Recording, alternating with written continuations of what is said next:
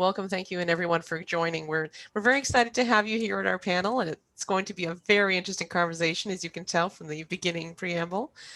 So today our panel consists of 5 women leaders in technology, and please note this session is recorded. Cameras are only for the panelists, and microphones will be muted. So questions will be at the end of the session.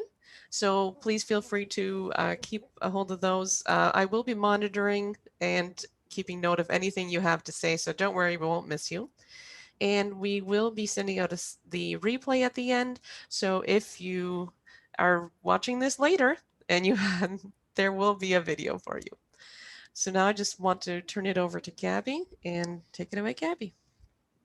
All right, so I'd like to welcome everybody to this webinar on behalf of QA Consultants, QAC. It's my pleasure to moderate this panel, which I've been talking to these ladies for a couple of days, and I don't think they need any moderation, but it's an absolute pleasure to be here. And I have to say I'm honored to be in the presence of women CEOs, women executives who are also successful mothers, who are successful partners in life with others, and who are successful in all parts of their life. And that's really what we celebrate for International Women's Week. I hope that everybody had a great International Women's Day on the 8th. This continues on for this week. We're going to be talking about some tough topics, some interesting topics, some very relevant ones around COVID and how that's affected women over the last year. We're coming up to the 1-year anniversary of lockdown. Times have changed. I think if anybody had told us, 13 months ago, what we'd be facing now, we would have said that's a nice science fiction story, but let's talk about reality. So, and here we are with a new normal. So let's get started. We're going to, first of all, have all of the women introduce themselves and give a short journey that they have gone through to get to where they are today. I always find this a very interesting part of any women's webinar, to hear about women's personal experiences and what they've gone through. I will start to set the tone, and then I'm going to start handing it over to each of the storied women on this panel. So my name is Gabriela Saz. I work at QA Consultants now. I've been there for about 8 months. I've had a long career on Wall Street before that. And my story really starts in Budapest, Hungary, where I was born, to 2 Holocaust survivors who escaped with me in their arms to Germany at the time. So as you can see, diversity meant something very different in my family, and it was always very important that I understand that being me and celebrating myself was always foremost in our family, because being persecuted for your religion and for the way you choose to live your life was not something that they wanted to have for their child, which is why we escaped. I grew up in Toronto, Canada, and went to electrical and engineering at Carleton University. Now, what's interesting is people say to me, that's a pretty hardcore degree. It was easy for me to choose to go into engineering. Math and sciences were my easy subjects. And I came from a background where my family was very technical. My father and my aunt and my grandparents were engineers. So it was natural to follow in their footsteps. There was never a discussion that, guys don't like girls that are smart. You just did what came naturally to you. So I started my career at Bell Canada, the only woman in the intern program. There were 40 of us. Out of 300 women in my electrical engineering graduation class, there were 4 of us. And I don't think the numbers are that much better today. So that's a little disappointing. And that's one of the reasons I do these sessions, is to really try to pay it forward for young women especially. Bell Canada was interesting. The first 4 months I worked there, the Bell Canada underwent its longest strike in the history of Bell Canada. They were on strike for over 4 months. And generally, the women were put on operator duties. I know this dates me, but you were actually putting on the operator board to connect calls. The guys thought it would be really funny to put Gabby on the line and go out and install telephone lines and data lines. And when they came to me, I said, well, of course I'm going to do that because women don't do that. And now all these other jobs are going to open up to me because I'm going to have experience on the line. And I'd already experienced the discussion of, well, Gabby, I wish we could give you that job, but you don't have line experience. So I took it. Now this was, in the late 80s. So I was installing large 9.6 kilobit per second modems the size of TVs that I would show up and install at banks and IBM, for instance. So I got some great experience. And then in 1995, I met my husband on AOL. And we connected, and I moved to New York City because my husband is an academic. So we thought my career would be easier to transport to New York, which it was. It took me about 6 weeks to find a job, and Ernst & Young brought me over. And I spent 6 years in consulting at Ernst & Young and Sapient, and then moved over to the big banks. So my reputation through all of this has always been Gabby runs to the fire. If there's a problem, I'm going to raise my hand because number one, you have less of a chance of failing because you already took on something that was on the way. And if you succeed, it's a big reward. So I spent a lot of time working on projects, especially during this time with Asia and India. The mid 2000s was a big time for outsourcing. Wasn't being done successfully with a lot of companies. They were experiencing a lot of problems. And I basically lived over in India and Hong Kong and areas of China to make projects right.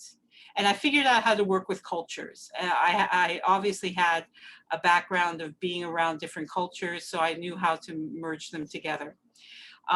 So I've spent a lot of time at Bank of America, at Chase, at BNY Mellon. I just finished up with Wells Fargo, where I merged 5,000 testers together, made it successful into an agile environment, and then federated it back out, what most people talk about when you talk about moving into the agile world. And then here I am with this great panel of women. So I'm going to turn this over to Star Carter and let her start with her story. Thanks, Gabby. I really enjoyed hearing your story. And when you said AOL, I had flashbacks of You've Got Mail, because I used to be on AOL all the time back in the day. So anyway, I am a co-founder. I am the chief operating officer of Canaries. We are a DEI tech company. We help company partners with their efforts related to diversity, equity, and inclusion. We do that through our SaaS first and foremost. We also overlay that with consulting and support. So we're really excited what we're doing with Canaries and our focus, and we're a pure play focus on diversity, equity, and inclusion. To this day, I say I'm a tech entrepreneur, but in my past life, I was a lawyer. So I spent about 12 years or so in the corporate world doing law, contracts and negotiating contracts. And that's really where I started my career. But I met my co-founders of Canaries in undergrad. So Benny King and Mandy Price were my co-founders. We were all friends in undergrad. I lost touch with some of them. But Mandy and I ended up going to Harvard Law School together. And there we got close. And then we actually ended up starting at the same law firm based here in Dallas, doing that corporate work that I mentioned, the contracts work. It was there where I really got my first taste of the corporate world. You grow up thinking you're going to work really hard, you're going to get merit-based things that will occur to you, and you will be successful. And that's been true my entire career through my academics up to that point. But once I started at the law firm, I started experiencing some of the inequities of being one of the few, both a woman, and both an African-American woman and or an African-American. And those inequities were heart-wrenching at times. They range from being brought out to pitch a business to possible clients, winning that business, and then nowhere did I get a phone call to actually work on that business. They involved partners who wouldn't even make eye contact with me, and other women complained about the same thing. But I reached the pinnacle of what I consider the pinnacle of my inequities in the law firm space when I came up for partnership. So in law firm, it takes about 10 years to make partner. And I sat down to have that talk, and we had had some talks before, and I was told, you know what, it's been 10 years, but you're really not up for partnership yet because you took 2 maternity leaves. And so essentially I was being penalized for taking the benefit that was offered to me through my law firm without anyone disclosing that I would be penalized doing so. I, of course, left. That's not an inclusive environment. It made me very angry, and I left within 4 to 5 months. And I think they were genuinely shocked that I left because they had given messages, not that same message about people having to wait for various reasons, and people waited and they eventually made it. So I had no doubt I would make partner, but I know my worth, and to me, it was not worth waiting that extra year for how they communicated that to me on why I needed to wait that extra year. So I went to a private equity firm, and it was there where Mandy, my co-founder and CEO, approached me about her idea about using tech. We had been each other's confidant in those law firms. I had gone to her office several times saying, you won't believe what happened to me today. Give me some advice. How should I approach and maneuver this terrible situation I'm in? And she did the same for me. And so given that connection we had through those inequities that I mentioned and really seeking advice, I was lucky enough to have a confidant. A lot of people don't have a confidant to talk through these things. She approached me about starting a tech company to help address diversity, equity, and inclusion issues. And this is what led the impetus to starting Canaries. And this is before, the whole racial re-reckoning we've seen through George Floyd and beyond. We started this in 2018. And so as we look at these various companies and talk to them about their issues and areas of opportunities, we've seen a complete 180. I mean, back before this racial re-reckoning, it was a lot of DEI sounds good, but we're not worried about it. We're focused on other things. That's a nice to have. And we've literally seen companies do a 180, and this is not across the board, but a lot that have really reprioritized DEI, and that's inclusive of the tech industry, saying that this is going to be a priority for them. So that's a silver lining in all this, and only time will tell if DEI will continue and the silver lining will continue. Sometimes I get asked, do you think this is a long-term trend? And I say it's too early to tell. But we'll see. So excited to talk to you all today about tech industry, specifically women, diversity, equity, inclusion, because that's what I live, eat, and breathe from day to day. And just on a personal note, I have a lovely husband. He is a Caucasian man. So I like to joke and say he might be the most woke Caucasian man walking around this earth because I'm always educating him and talking about DEI issues with him. And I have 2 kids. They're my world. I love them to death, 5 and 7, and they're extremely important to me. I love my family. So I will pause there, Gabby, and let other folks introduce themselves. Thank you, Star. So let's move on to Erica. Good morning. I am Erica. I am head of QA at Calendly. I've been there for about 2 years. My journey started I was actually not going to go into tech. I was in school for poli-sci. I was going to be a lawyer. Yes, I was going to be there with you. I wanted to be in family law. And my journey went a little different. I graduated when I was 16 years old, and I was accepted to Hampton University, and I had these grand dreams of going off to college at 16. And after I got accepted to several colleges, all of them out of state, my mother said, "I'm sorry, what were you thinking?" And said I was not going to college out of state. I was devastated. So I wound up going to a local college for a little while, and then shifted and came out to Atlanta because I was running away, I guess. I was kind of running away. I was running to my dad instead of staying with my mom, who I was heartbroken because I couldn't go to Hampton or any of the colleges out of state. And so I came out here and I got into tech.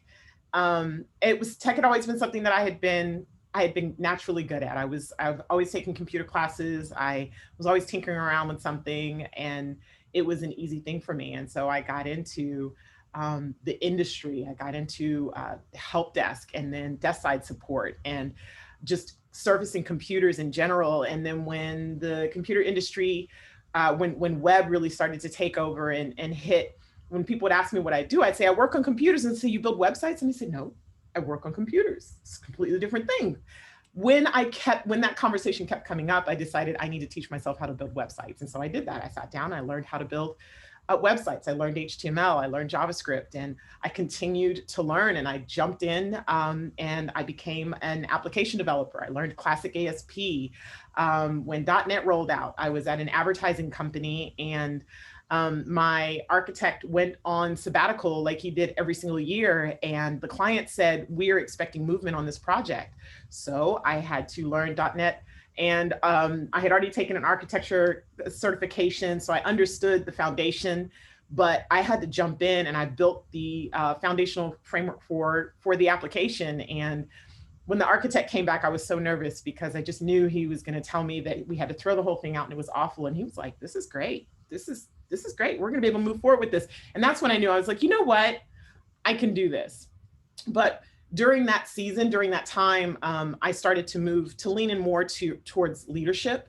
But in the midst of that journey and at that company that I was at for 8 years, I struggled a lot with men coming into the organization. They kept hiring men in these senior roles, and they would look at me, the only woman and the only Black woman in the entire department.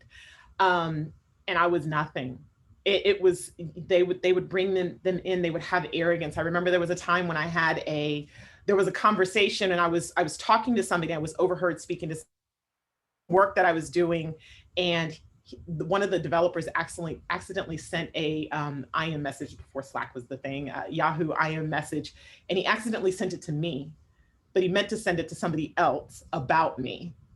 And he was like, oh, woe is her. She has so much work to do. Poor Erica. So these were, that has been like my journey of dealing, unfortunately, with men in the tech space has been, I've had to prove my worth and prove my voice.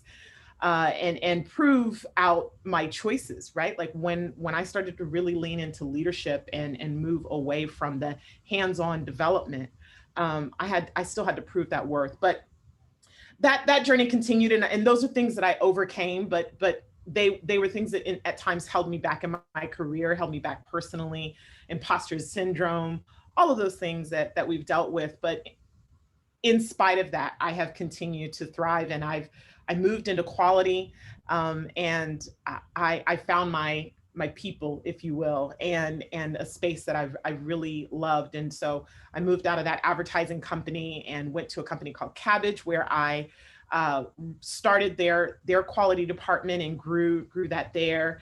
And I had moved on to an enterprise company where I was transforming their 80 plus QA organization that was local, state-based, and offshore. And then after that, and I had a couple of hops in there, but after that, I found my way to Calendly, where we're building a world-class quality engineering department, and I'm super excited about that. I also have 3 children. I have a 7-year-old son and 3-year-old twin girls. Funny story though, as being a woman, when you talk about maternity, when I had my son, I was working at a startup that had long, crazy hours. I was director of QA there. I was leading the team, and I didn't think that I could do it. I didn't think that I could be a mom and lead this team. And I wound up taking a step back and going to Turner for a year as an individual contributor. And the worst thing it wasn't the worst decision, because I spent the year kind of being relaxed. But at the end, when things started to settle down with my son, and just kind of, we used to go into that shift from new mom world, I was bored. I was so bored. And I was running circles around the entire team, just trying to find things to do. And I was like, this isn't what I want to do. And I said, no, I can be a mom, I could be a woman, and I can be a leader. And that was a shift for me, and a point in my career where I knew that I started to understand my strengths and speak to those strengths and lean into those strengths. So that's a little bit about me. Thank you, Erica. I will tell you, I did exactly the same thing when I had my baby. I took a step back for a year because I thought that's what I should do. After a year, my husband said to me, it's time for you to go get a more responsible job because you're driving all of us crazy. And, you can't hide from who you are. Yeah, so true. So I'm going to turn this back over to Sam, one of my favorite people who I've met a few months ago, and we have a lot of commonality, including our alma mater. So I'm going to pass it over to Sam. Thank you. Thank you so much, everyone. It's been really interesting hearing all of your journeys. I'm the CEO and co-founder of Exahive. We're a cybersecurity company. We're originally from Ottawa, Canada. My journey began actually in Sri Lanka. I was born in Sri Lanka. I'm not sure if you're aware, but Sri Lanka underwent a pretty nasty civil war. So similar to almost your story, Gabby, my family had to leave Sri Lanka, and we finally ended up in Canada. But my father was a political refugee because he was a diplomat and a politician. So we had to come over. We left everything behind, and it was just us, and we came over. So I was educated in Ottawa for both my primary and secondary school. And of course, I went to Carleton. I don't have a tech background. I actually did political science, international relations, and then I went into and did my master's in law. So at Carleton as well. So interesting, I was working in private sector in a Rogers Communications, which it's a communications company. So, and then similarly afterwards, I was in Washington, D.C. for a bit. I did a couple of internships in the U.S. Senate. And then after I did my grad school, I was going to go into working with the UN High Commissioner for Refugees because of my own personal experience. And then my mother fell ill. So I had to come back to Canada. And at that point, I started working in the Canadian federal government, and I ended up moving up through different departments, held high security clearance with senior advisors to several ministers. And during this time, of course, I met my husband, who also happens to be my co-founder and CTO. So I think things happen for a reason. And while we were working in the government, our information was compromised on 3 different occasions. So we decided to pull our skill sets together, leave our government jobs, and start our startup. So when we first started our startup, I focus obviously on the governance, regulatory, and market development side of things. And David, my husband, who also happens to be a son of religious refugees, actually. So it's neat how we kind of got together in that sense. He focuses on the technology aspect. So I think what was really interesting is, especially coming from a non-tech background, and to be in pure and cyber is predominantly dominated by men. And it's interesting, whenever I go for any sort of workshops or sessions, or if I'm at a trade show or at a booth, I've been always asked, is your boss here? Or they would go to my employees that I'm with and say, oh, so you were the boss. And they start automatically speaking to them because they're either Caucasian male or women, but they just cannot fathom the fact that a woman of color could be, the owner and co-founder. And they're like, oh, wow, okay. Which is fine. But I think that kind of was the impetus for me to ensure that I did really well. So we really focused on our thought leadership as well. So we had the opportunity to actually speak at the World Economic Forum, be on a panel discussing the importance of cybersecurity. I also had the opportunity to represent Canada at the G20 Youth Summit. And again, representing Canada on the cybersecurity panel. And I think the most exciting one was, being able to go on a trade mission with Prime Minister Trudeau. And we were this small startup that was selected, and then BlackBerry was the other company. So, and it was funny, I remember this conversation several years ago. We were in Italy, and the head of BlackBerry Italy at that point said, one day we're going to be working together. And then I thought, I'm a startup. What is this guy? Again, this is when you think, I'm not good enough. What is he talking about? But lo and behold, we are partnered with BlackBerry globally now as well. We are now also partnered with Red Hat, which is formerly known as Linux. And And finally, our biggest accomplishment so far is partnering with IBM globally. So these are all just starting off. So we're super excited about these opportunities. But I'm really excited to be on this panel and hear from all these wonderful experts and women. And thank you all for joining. So, and last but certainly not least, I'll turn it over to Olena. Hello, everybody.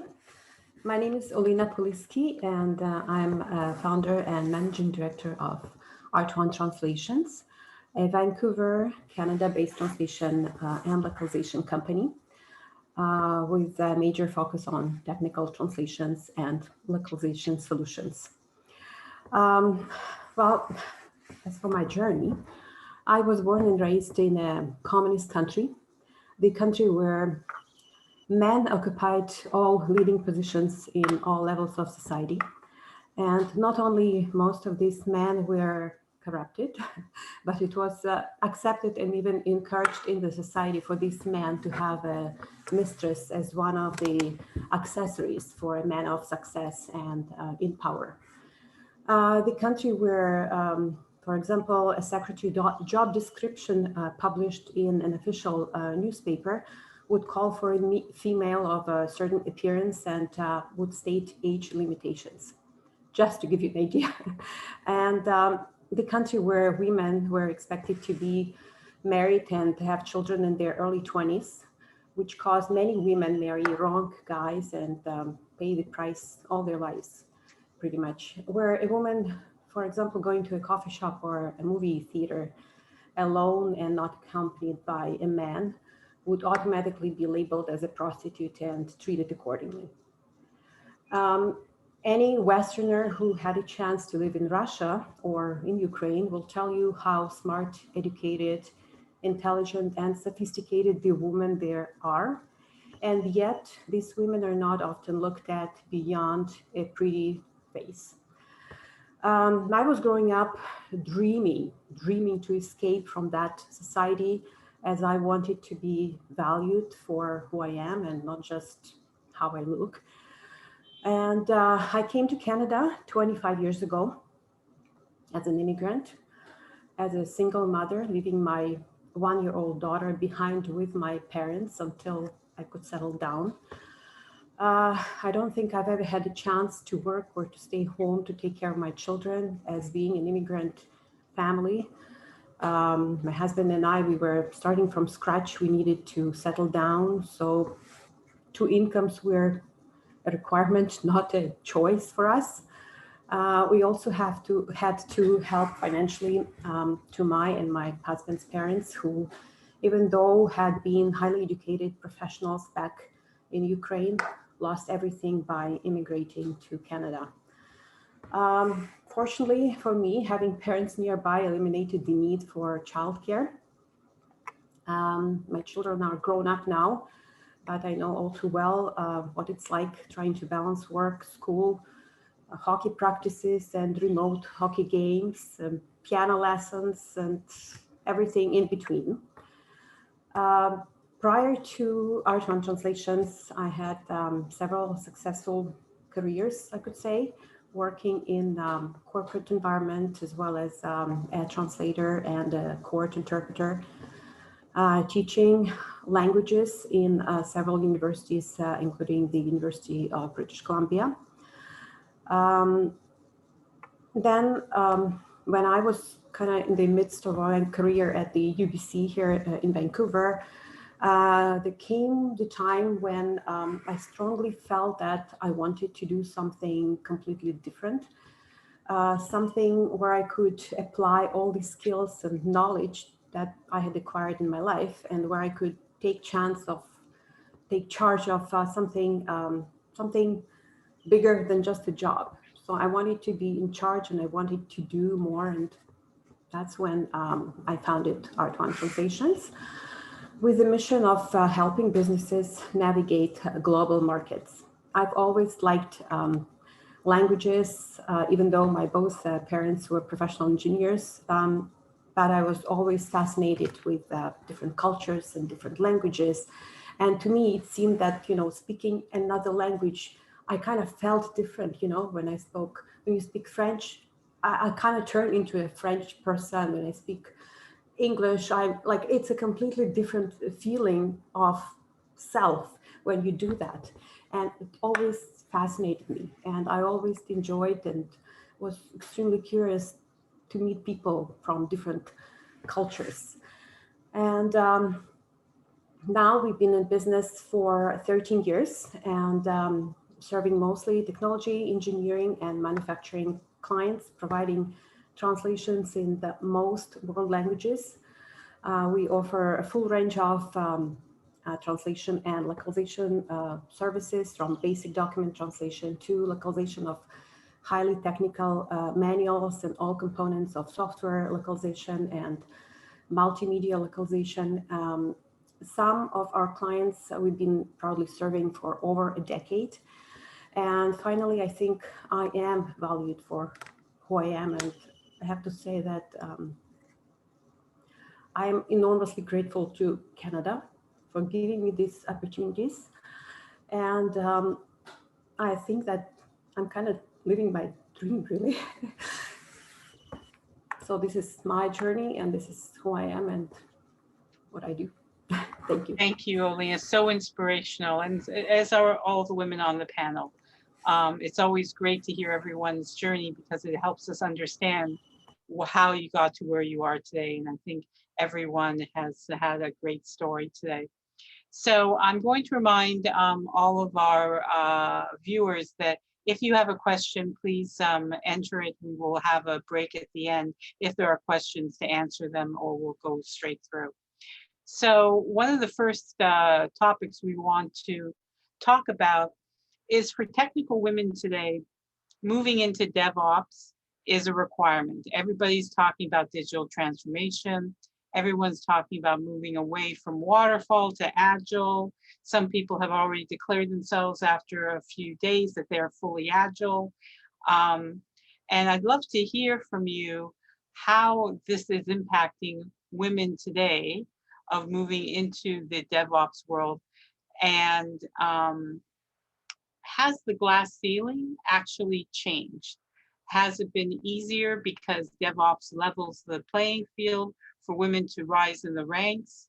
Does DevOps force a different way of working that women's skills become more prevalent in the success of the transformation of IT organizations? So I'm going to start with Erica, who's in the throes of technology and on the leading edge of change, and get her thoughts on this. I don't see a lot of women in DevOps. So to say that it's changed, to say that the glass, it has the glass ceiling been broke, I don't know that there's enough of us there. Like when the DevOps teams that I work with, the DevOps teams that I've been exposed to over the last years, they're all men. And it's not to say that women aren't engaged in the conversation, that they aren't involved or aren't capable. Definitely capable. But they're not typically the ones on those teams in that space that I see. There's more women developers nowadays, not nearly as many as men. They're still outnumbered. And so there's a lot of work to do for organizations to be more intentional and seek out these women, because I stepped into a company with so smart. She's so smart. This is engineer who was a developer, and she was struggling. She was like, I want a title so people understand my worth. People know my worth, and people know what I can do and what I'm capable of.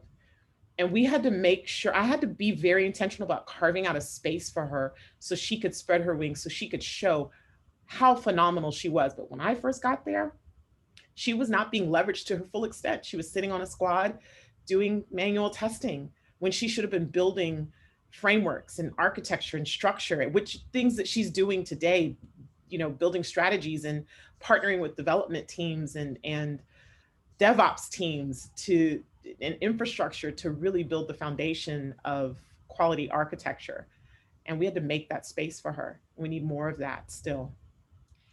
So I think this talks to the dropout of women as they progress through a company. And I'm not going to say management levels anymore because a lot of management levels are disappearing, but leadership roles, women are dropping out. And how are you seeing the programs to stop this, to companies becoming more aware that this is a problem that they need to address? Star, your company's in the middle of these discussions, observing companies that are asking for help, that understand that they've got this problem. What do you see happening? Yeah, I think historically what I've seen as I talk to companies and all the research suggests is that companies have historically focused on diversity, right? So they say, we need more women, right? That's their primary focus. Let's bring some women. They bring 10 women in. They spend all their resources doing it.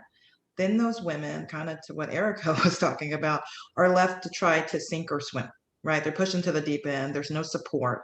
And so they end up leaving. And so inevitably, 4 women leave. The mindset historically has been, okay, 4 women left. Let's pull 4 more women in. And that does not do the job. And so what companies, I think, are realizing slowly but surely is that diversity is part of it. It's important, but let's not forget about the equity and the inclusion part. Equity being speaking to the fairness. Do you have policies, procedures, support systems, promotional opportunities that are fair across all demographics? And as well as the inclusion. If you're thinking about inclusion, I'm talking about the belonging. Do the women, do the people of color, do the underrepresented employees feel empowered? Can they speak up once they're brought into the door? Do they feel like they can bring their authentic self and that they belong and that they can contribute? And so I'm seeing more companies actually realize that equity and inclusion part is just as important, perhaps more important than the diversity part, and just going out and pulling specific demographics to make sure you have those numbers. Because without that inclusion part or that equity part, you're going to have women coming and leaving in droves. And that applies so much even to now, right? With the pandemic, women in technology, women across different industries. We're seeing women leave in droves. Almost 3 million leaving last year. 4 times more likely as a woman to leave than a man during the pandemic because of these societal pressures to balance kids and balance household chores and household needs. And so we're seeing women leave. So it's really important, and it's incumbent as we talk to these companies, let's talk about what kind of things you need to be thinking through to make sure and ensure that your women are staying and they don't continue to leave in droves in these tech industries or beyond because they're having to deal with household things. So really trying to let them and help them and guide them through thinking through, continuing flexible work hours past the pandemic, continuing remote work, providing childcare stipends, because we know very well that a lot of the reason why these women are leaving right now is dealing with childcare. And then really fostering a culture where it's okay for children to interrupt those Zoom meetings. It's okay if women don't want to be on camera at some point in time because kids are running around the background. And really looking at your policies and doing things like analyzing your parental leave policies. Do you have those? Do you have paid parental leave? Are you showing equity by having parental leave not only for the mommy, but also for the dad? And are you encouraging those policies to actually be taking place and not penalizing them, like I spoke to earlier, for taking advantage of that benefit? And that's done by building a culture where people are actually taking their parental leave, right? And that's shown by executive leadership doing that, because that's what people will emulate. So there are things like that where you have to be intentional as a company. We're certainly seeing women leave in droves. I'm seeing it in companies. I'm not only just seeing women, but also people of color and other underrepresented people that don't feel like they belong or that they're included. So these are the kind of things we're seeing. And these are things companies have to think through if they want to retain their talent, underrepresented or not. If you don't feel like you belong and you're included, you're not going to stick around. And that is just a travesty because they're missing out on so many benefits of having a diverse workforce, innovation, collaboration. And there's been all kinds of studies proving that having diverse work field and team really contributes to the bottom line. So I'll pause there. That I belonging mean, is such a big one, you know, being included in the conversation and feeling like you're wanted in the conversation and that your voice is valued. It's such a big thing for women because it's easy. We're talked over in meetings. We're talked down to in conversations. The assumption is that we don't know. And even when we don't know something, it doesn't devalue what we do know, right? Just because we don't know that thing, we still bring something to the conversation, just like a man brings something to the conversation. But so often I hear about women feeling like they're constantly talked down to and that they don't belong in the room, that they don't belong in the conversation or that they're not wanted. And that's a problem. And it's what causes, I think, women also to leave because they don't find a way to get promoted where they are. So they have to go somewhere else so that people can see them differently in that role and that they sit at that role and say, I have this experience. And then they have to go somewhere else, even after that, to say, again, okay, I need you to see me differently, that I can do this because I've done this before, but where I'm at now, they can't see anything beyond that because they don't think I belong in that room now. so the inclusivity is an interesting discussion point because most companies don't think about this. They think about checking the box. Have I hit 30% women? Good, done. My job is finished here. And they're not thinking about, have we changed the way we operate because of the diversity? Have we taken the goodness of bringing in a diverse workforce? Have we made sure that we've changed the way our company operates? That doesn't happen in many cases. It's a numbers game. I've written blogs about this. It's a numbers game, and personally drives me a little crazy. But more than anything, it doesn't lead to any success for what they've invested in, nor what they are trying to communicate out to the public. I'd like to hear what you say about that. Anyone who wants to pitch in.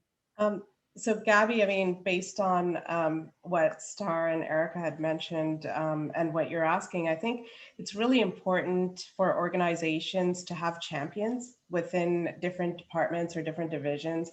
Organizations need to definitely go through training for unbiased, because people don't realize that they have these specific biases that even I may have, just because I'm a woman of color, doesn't mean I don't have my own biases. So it could impact in terms of promotions, mentoring, all sorts of things. So another thing is to ensure that there's actual mentorship in place. And it's not just, oh, I mentored her, but actually have deliverables. And, people have to be accountable, and you have to also see, what are the outcomes? Has it failed or has it been successful? What are the lessons learned? Because I think it's oftentimes so easy to just say, okay, tick, tick, tick, I got 30 people from marginalized communities. They're, some Latino, some Black, some Asian, some women, some, from the LGBTQ communities.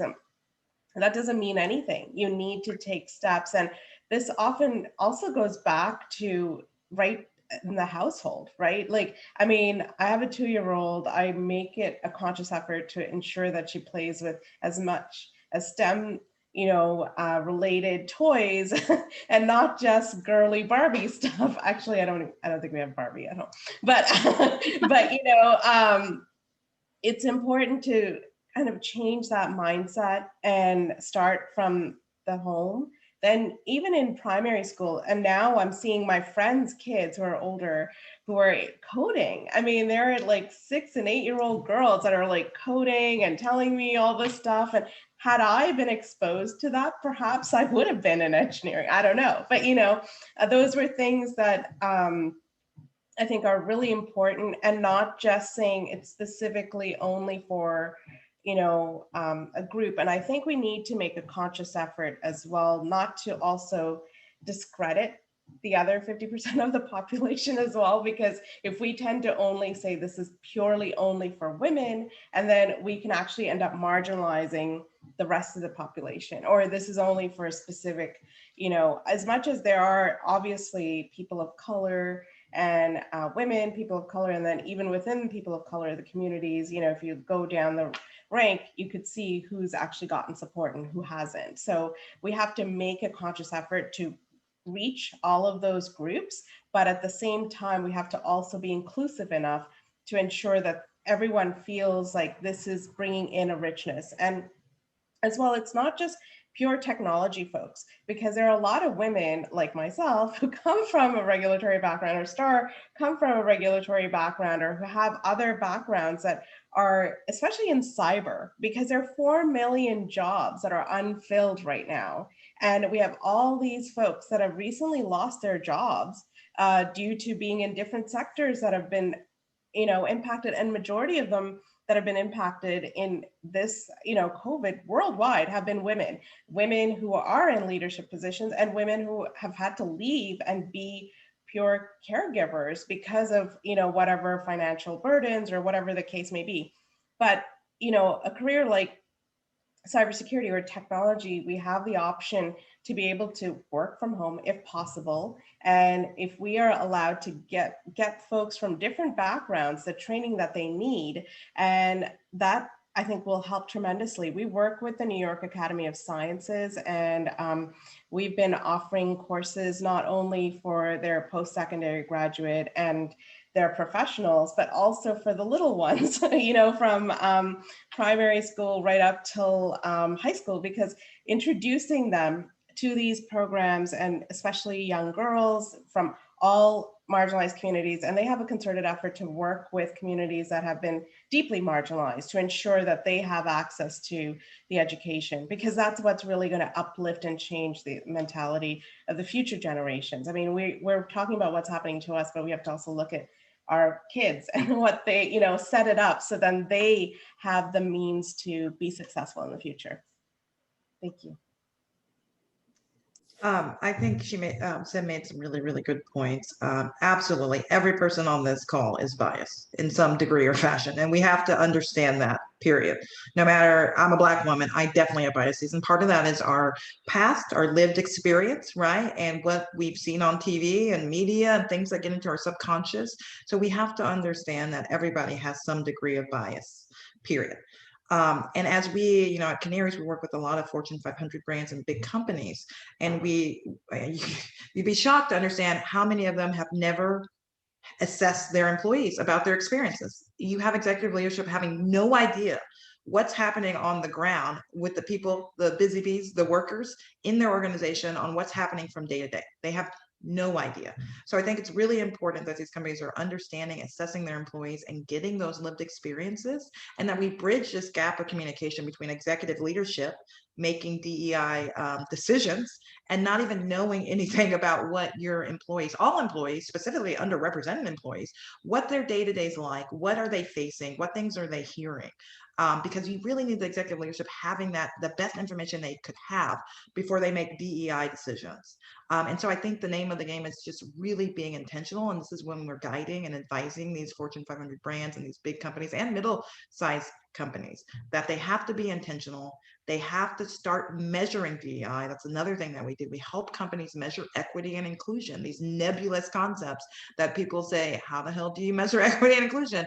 We've developed a way to do that, and it allows our company partners to measure and internally benchmark how they're doing over time. Because without that data and analytics, DEI will always be a back burner thing, and it will never be treated like a true business function, because we use data analytics for every aspect of business. But for some reason, DEI, which is equally as important, because you're talking about real money, turnover and attrition and retention, is never treated with data analytics being front and center. And that's what we do and help our company partners do at Canaries. Help them see DEI as a true business function and put data analytics in the center, and then build informed strategy around that data.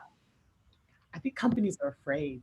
That's what it always feels like. They're afraid of the conversation. They're afraid of the backlash, because to have the metrics and to measure it means you have to acknowledge it, and then to acknowledge it means you have to take action.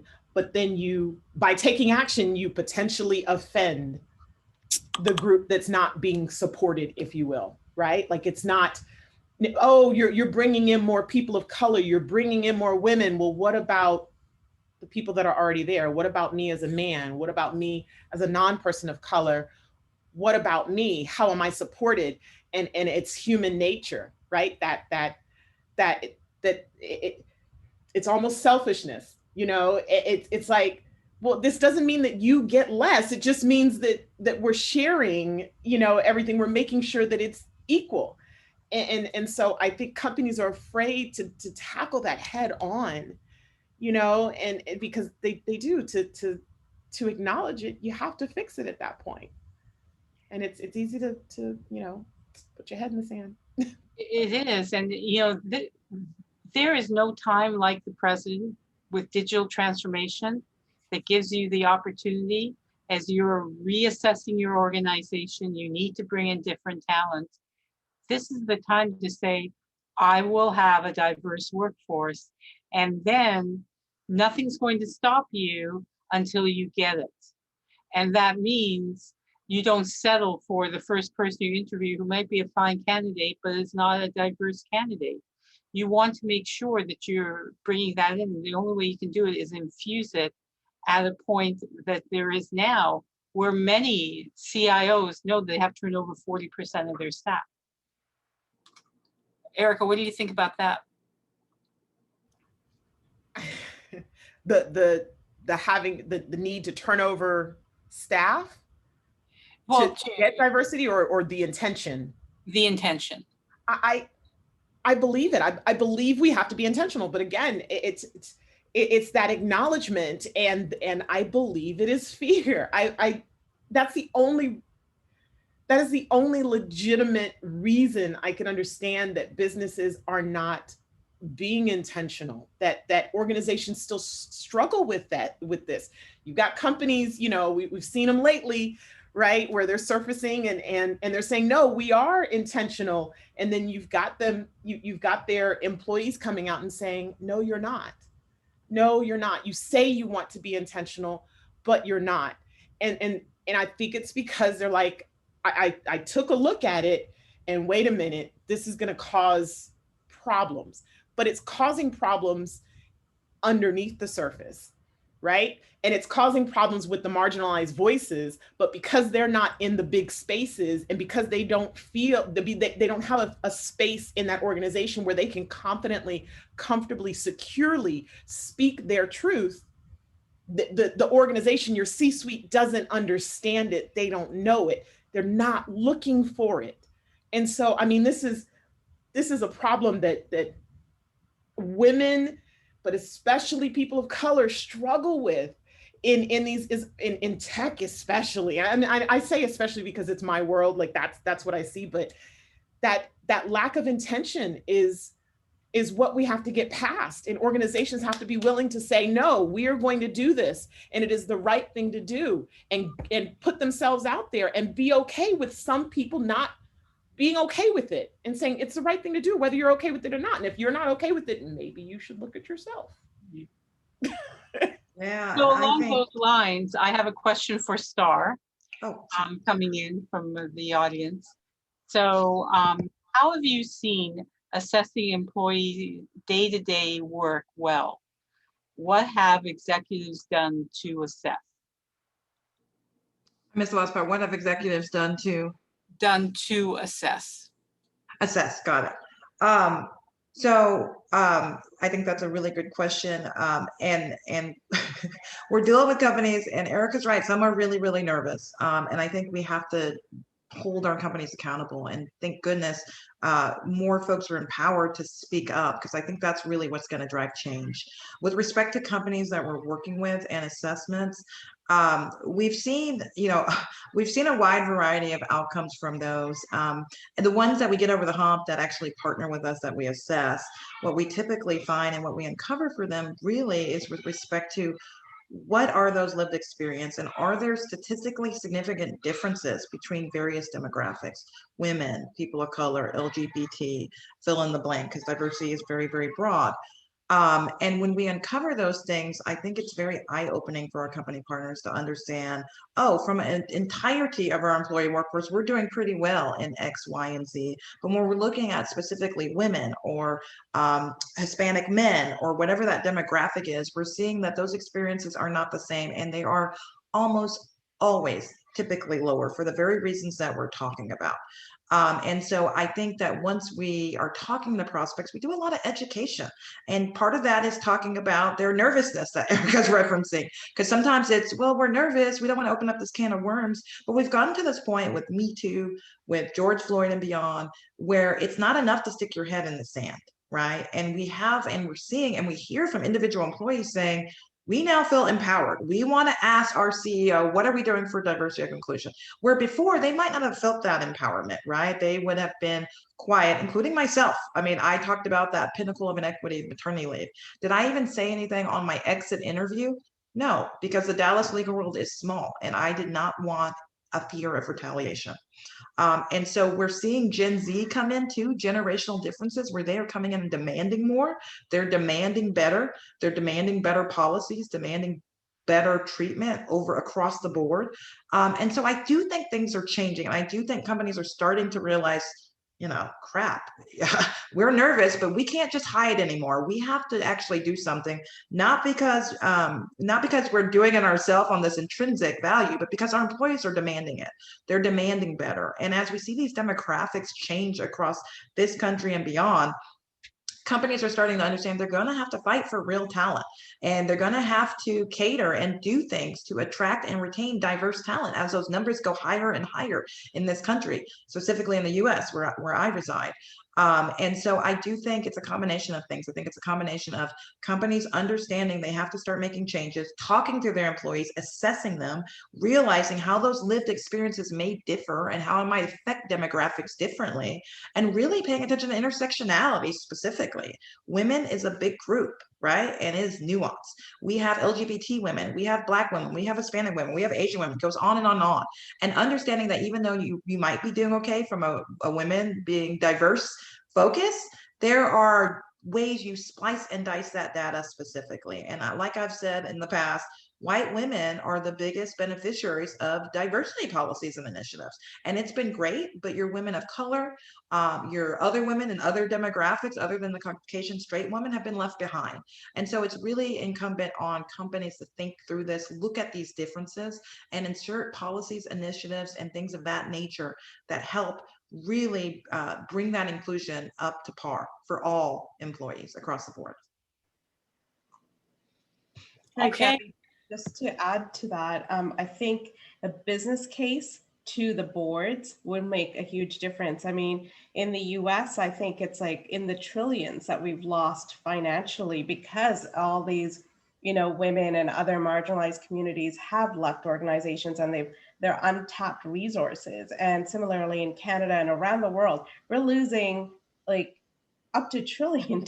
That's insane. Like in terms of in total of untapped resources. So if we come at it from a business case, I think it's always easier for corporations to make that shift and change. And for those of us who work with these corporations, we can also say, hey, can you also ensure that your value chain that you're working with, the small and mid-sized companies, because majority of corporations are supported by value chain, like services that Alina and everyone else provide, that it is actually aimed at women or women of color or marginalized communities, because that makes a huge difference as well. So it's not just looking at that corporation, everything's good, let's call it a day. No, it's a trickle effect, and we need to utilize that and make sure it's a full holistic approach.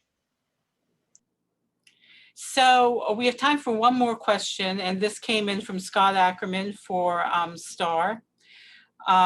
Because you referenced data that shows the negative business impact when there is a lack of diversity. Showcasing that data is so critical in changing business goals. I am looking to leverage all the data I can. STAR, could you share any resources you have around that? Yeah. So, you know, there's a, there's a lot of data out there. McKinsey's report has several diversity and inclusion reports about diversity, the tie to financial performance. Lean In, which it had a lot of early on critics early on because it was much about leaning in and said this does not take into account women of color. They have since come around and really focused on that intersectionality, but they just came out with their 2020 reports on women, on Black women specifically, that I think is very, very helpful. I think that there's all kinds of D&I resources out there, including like a bunch of blogs and podcasts. Ellen McGirt does one. It's called Race Ahead, that always drops statistics around DE&I and how different demographics are facing. But yes, I'm happy to, whoever asked the question, if you want to ping me at star@canaries.com. That's how it's, wait, hold on. That's how it's spelled, canaries. Star@canaries.com. I'm happy to send you a list. I have some I can pull up on my computer, copy and paste that I like to look at to you. Please feel free to ping me and I'm happy to drop in specific resources for you so you can check them out. So we're all open. The question was asked. I think we're all open to LinkedIn connections. Anyone on this call that would like to connect with any of us or all of us, you're most welcome. I'd like to thank the ladies on this call. We're at the top of the hour. I feel like we could go on for another hour. But as George Costanza says, you always want to leave everyone wanting some more. So we're going to cut the discussion in an hour. But hopefully we'll have some fireside chats coming up in a few months where we'll continue this great conversation. So ladies, thank you. I'm humbled to be in your presence. Thank you so much for everything. Thank you so much. Enjoyed it.